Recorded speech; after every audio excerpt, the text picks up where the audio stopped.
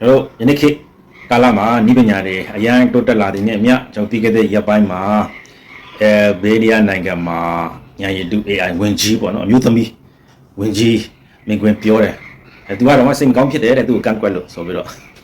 so đó ní bên nhà đi nhẹ lại bọn nó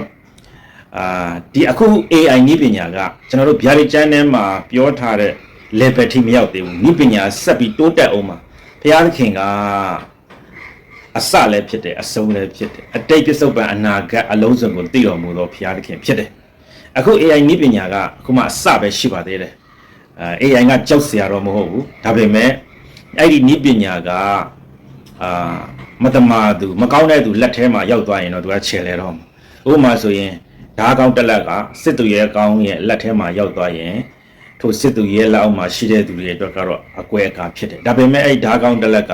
မကောင်းတဲ့သူတွေရဲ့ဒုစရိုက်သမားရဲ့လက်ထဲရောက်သွားရင်အနေရရှိတယ်လို့ပါပဲနိပညာတွေကလည်းထိုနည်းတူပါပဲနိပညာမကောင်းတာမဟုတ်ဘူးအဓိကကဒီနိပညာကိုကင်တွယ်တဲ့သူဘယ်သူလဲကောင်းတဲ့သူကကင်တွယ်ရင်ဒါကောင်းတယ်မကောင်းတဲ့သူကကင်တွယ်သွားရင်ဒီနိပညာမကောင်းတဲ့သူလက်ထဲရောက်သွားရင်တော့သွားပြီးသားမှတ်တော့ဆိုတော့အခု AI နည်းပညာတောက်เสียမဟုတ်ပါဘူးဒါပေမဲ့ဘဒုလက်ထဲရောက်သွားတယ်ဘဒုကအသုံးချသွားတယ်လေအဲ့ဒါတတိထားမှာဖြစ်တယ်ဆိုတော့ဗျာဒိတ်ကျမ်းထဲမှာပြောထားတဲ့ဗျာဒိတ်ကျမ်းခန်းကြီး73ထဲမှာပြောထားတဲ့တာရဲ့ရုပ်ထုသည်စကားပြောနိုင်မိအကြောင်းမိမိကိုမကိုးကွယ်သောသူရှိသမျှတို့ကိုတဲ့ဘာလို့မလဲဆိုတော့တက်ချင်းကပြောနိုင်မိအကြောင်းရုပ်ထု၌အသက်ကိုသွင်းပေးရသောအခွင့်ကိုရကြ၏ဒီမှာဘာတွေ့ရလဲရုပ်ထုကစကားပြောနိုင်မယ် AI နည်းပညာနောက်ထပ် level တစ်ခုပြန်ရောက်လိမ့်မယ်ရုပ်ထုကစကားပြောနိုင်မယ်ပြီးရင်သူ့ကိုမကိုးကွယ်တဲ့သူတွေကိုသူကတတ်နိုင်မိအကြောင်းနဲ့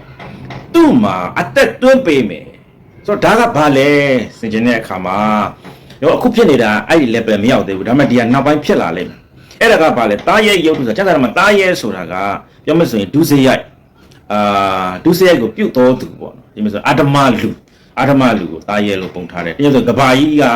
နောက်ပိုင်းမှာအပြောင်းလဲဖြစ်လိမ့်မယ် government တစ်ခုတည်းအုပ်ချုပ်လိမ့်မယ်ပေါ့နော်ကဘာကြီးကို control လုပ်လိမ့်မယ်အဲ့ဒီအုပ်ချုပ်တဲ့သူကလူတွေရဲ့အမြင်မှာတော့အယံကိုတော်တယ်စကားပြောလဲကောင်းတဲ့အရာမှာအယံထက်မြက်တဲ့သူအဲ့ဒီသူကနီးပညာလဲရှိတဲ့သူနောက်တစ်ခုကနီးပညာလဲရှိတယ်လို့နောက်တစ်ခုကသူကငွေကြေးလဲကြွယ်ဝတဲ့သူတော်တော်ထက်မြက်တဲ့သူအခုကဘာကြီးမှာအဲ့ဒီကျွန်တော်တို့လမ်းကြောင်းကိုစတင်နေပြီအခုအမေရိကန်တောင်မှဒေါ်နယ်ထရန့်နဲ့မိတ်ဆွေလိုဖြစ်ခဲ့တဲ့ Elon Musk အခုဒေါ်နယ်ထရန့်နဲ့အပြိုင်ဖြစ်လာပြီးသူအမေရိကန်ရွေးကောက်ပွဲမှာဝင်ပြိုင်မယ်လို့ပြောတယ်နော် Elon Musk ကလည်းတော်တော်ကိုထမ်းမြတ်တဲ့သူနီးပညာလည်းရှိတယ်ငွေကြေးအဖြစ်လည်းချမ်းသာကြွယ်ဝတော်သူအီလိုမက်ကတားရဲများဖြစ်နိုင်မလာ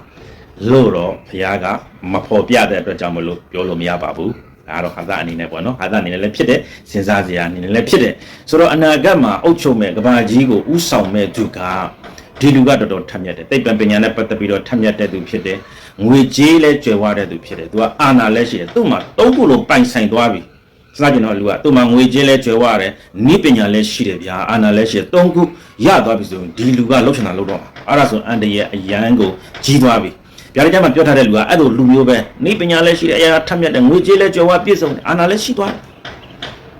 ဆိုတော့သူကမျက်နှာဖုံးနဲ့လာမှာပထမဦးဆုံးတော့သူကလူကောင်းလို့တယ်နောက်ပိုင်းကျသူကဖောက်ပြန်ပြီးတော့အဲ့ဒါဆိုမတ်တက်ရဲ့ကျိုးဆွဲရကပြီးတော့လှုပ်ဆောင်တော့မှာဆိုတော့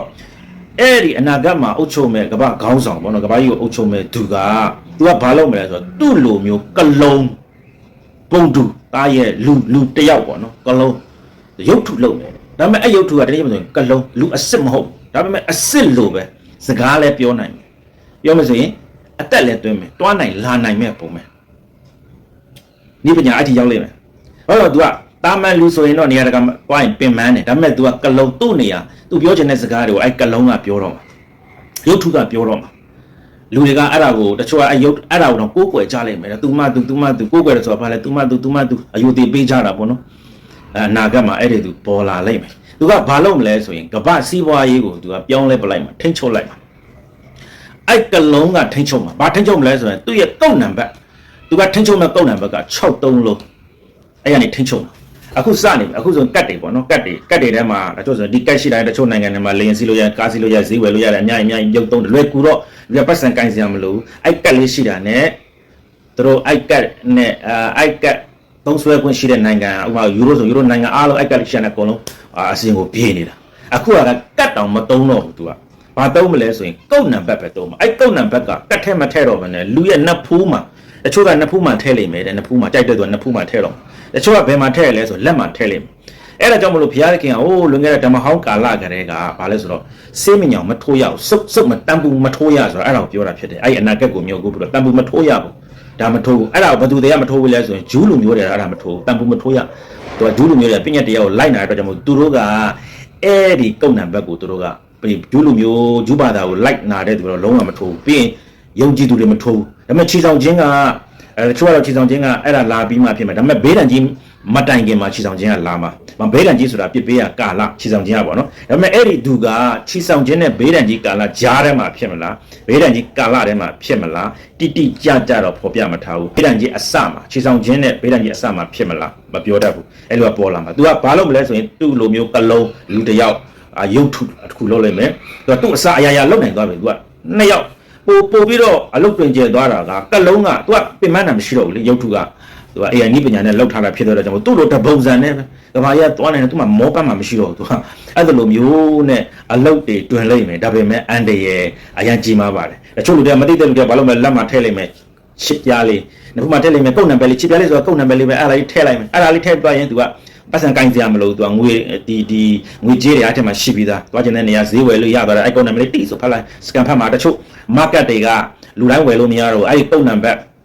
ရှိတဲ့သူပဲရိုက်ထားတဲ့သူပဲဈေးဝယ်လို့ရအောင်သူကလုပ်တော့မှာသူကအိုက်ကုတ်နံပါတ်မထည့်တဲ့သူကိုဈေးဝယ်လို့မရဘူးဒါပေမဲ့ကဘာအနှံ့မှာဖြစ်မှာတော့မဟုတ်ဘူးတချို့နိုင်ငံတွေမှာပေါ့နော်နိပညာမတိုးတက်တဲ့နေရာတွေမှာတော့ဒီဟာသုံးလို့လည်းမရဘူးဒါပေမဲ့နိပညာကဘာနဲ့အဝမ်းကတိုးတက်လာတဲ့အတွက်ကြောင့်မလို့တော့တော်တော်များများကသုံးကြလိမ့်မယ်ပြောမယ်ဆိုရင်မတိုးတက်တာမှကောင်းမယ်ပြောရမှာတောရာတွေမှာဆိုရင်မိမိစံစပါး site စားမယ်အသီးနှံစားမယ်ဆိုရင်မလိုဘူးပေါ့နော်ဒါပေမဲ့တချို့အထူးသဖြင့်မြို့ကြီးပြကြီးတိုးတက်တဲ့နိုင်ငံတွေမှာကျတော့အဲ့ဒါမထိုးလို့မရဘူးအဲ့ဒါမထိုးရင်အခြားနီလန်းနဲ့သူတို့ရှာချင်ရတော့ဘာကြောင့်လဲဆိုရင် shopping mall တွေ market တွေသူကလေရင်စီးတာတွေမှာအစားသွားတာလာတာအားလုံးကသူကအဲ့ဒါမပါရင်သူက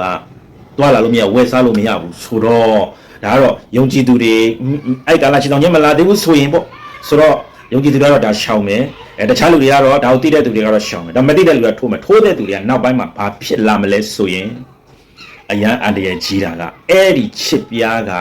နောက်ပိုင်းမှာအဲ့ဒီကုတ်နံပါတ်ကလူကိုဒုက္ခပေးပြီးတော့အလွန်နာကျင်တဲ့ဝေဒနာအဲ့ဒီနံပါတ်ထိုးတဲ့သူတွေခံစားရလိမ့်မယ်။ဘာကြောင့်လဲဆိုရင်အဲ့ဒီနိပညာနဲ့အတူနောက်ွယ်မှာမာနရှိတယ်မိစ္ဆာ prophet ရှိတယ်။ဟုတ်တော့အဲ့ဒီကာလမှာအုတ်ချုပ်မဲ့အဲ့ဒီတားရဲဆိုတဲ့လူကဘာကြီးအုတ်ချုပ်မဲ့သူကစီးပွားရေးလဲချမ်းသာတယ်စီးပွားရေးမှာလဲဥစ္စာဒနာကြောရတယ်ပြီးရင်ပညာရေးမှာလည်းထူးချွန်တဲ့နိပညာပိုင်းဆိုင်ရာမှာတကယ်တော်တဲ့သူအာနာလည်းရှိတယ်သူကြောက်ထဲလာမဟုတ်ဘူးသူနဲ့အတူအပိတ်ယူလောက်ထားတဲ့မိစ္ဆာ prophet